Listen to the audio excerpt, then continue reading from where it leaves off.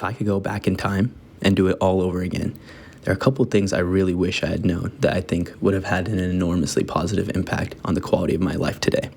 There's hundreds of little things, but I'd say there's 4 main principles of advice that I'd give my 15-year-old self if I could go back today.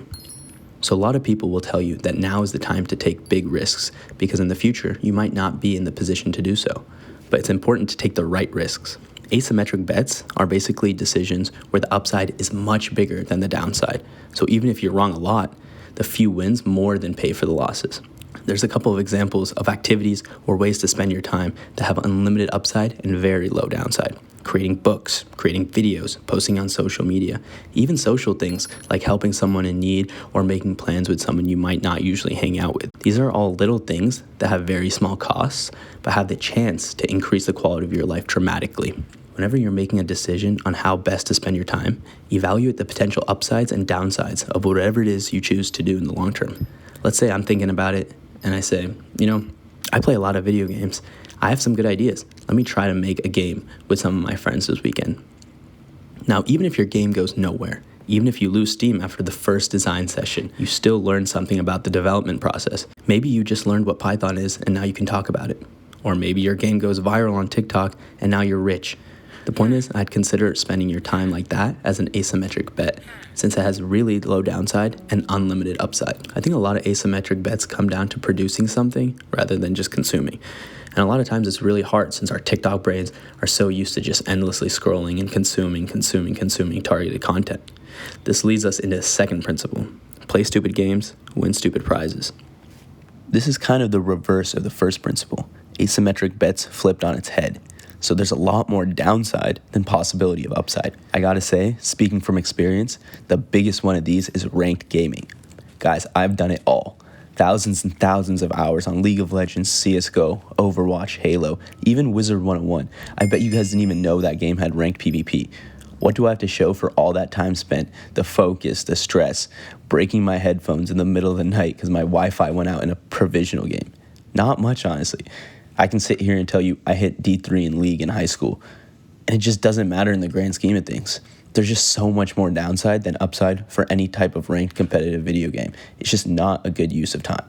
Now, that's not to say gaming is a waste of time in general. I still play all the time. It's one of the things I enjoy the most. It's just I'm playing the games with the people I want to as a social outlet. So the framework here is kind of zooming out of your day-to-day and evaluating. Are the things in my life that I'm doing day-to-day actually contributing in a positive manner to my life? I'm not saying things need to be productive all the time. I'm just saying a majority of time should be filled with things that you can look back on and say, nice, I'm really glad I did that. The third principle is to embrace imperfection. There's a quote, you aren't afraid of failure. You're afraid of what people will think of you if you fail. And that's completely valid. I'm not going to sit here and tell you, don't care about what other people say about you. I honestly don't think that's realistic. If you make stupid stuff, you will get clowned. One trick around this is not attaching your name or identity to the things you create right off the bat while you're still learning.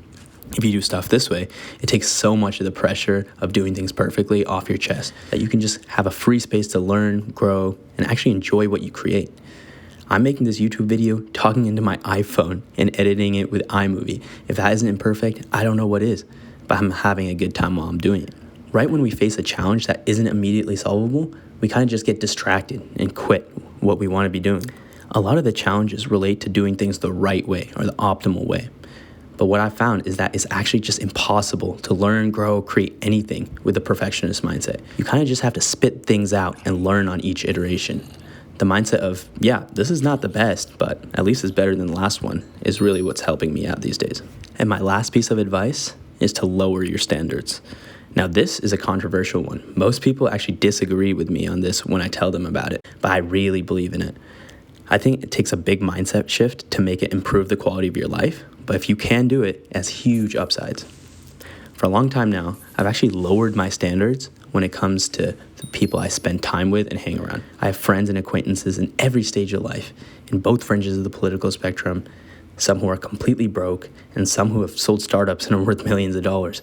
Everyone has different things they can teach you and things you can grow from. Try to just take the good things people around you can offer and leave the bad. Still be cognizant of the bad so you don't get blindsided, but don't focus on it.